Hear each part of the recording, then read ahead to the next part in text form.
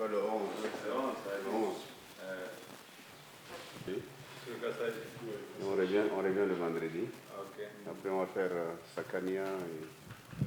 Merci beaucoup pour cette opportunité. Je crois qu'on a tenu à quelques visites. Chadoum, qui est coordonnateur adjoint du choix accompagné de M. Baudouin, qui est le chargé de projet au PARS à Kinshasa, et de Madame Agnès, moi-même, Dr Michel, donc je suis expert à la Banque mondiale.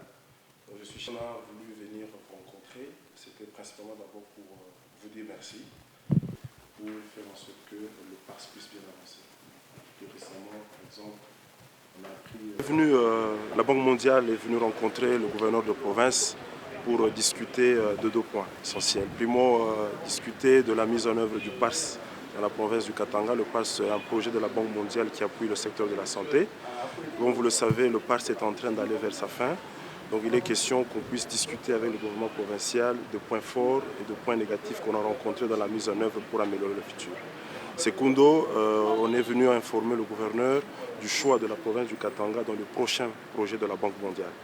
Donc nous allons développer à partir de 2015 un projet de développement du système de santé qui va avoir un focus sur la santé des enfants et des mères.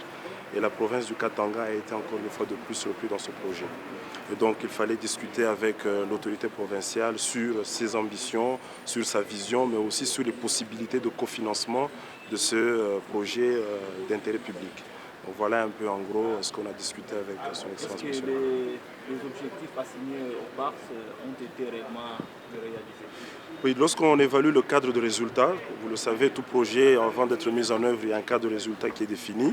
Lorsqu'on regarde les résultats que le PARS devrait atteindre dans le cadre de la lutte contre la mortalité en général, on se rend compte effectivement qu'il y a eu plusieurs objectifs atteints. Mais en regardant les besoins sur le terrain, on se rend compte qu'il y a encore assez de travail à faire. Donc il y a par exemple l'accès aux soins de santé qui reste encore un défi pour cette province. Et c'est pour cela que le prochain projet qui va venir va insister principalement sur l'accessibilité de la population aux soins de santé, en utilisant un instrument de financement qu'on appelle le financement basé sur la performance. En fait, c'est un outil qui permet aux structures de santé d'entrer dans une compétition pour avoir plus de performance et permettre à ce que la population accède aux soins de santé de qualité. Merci beaucoup.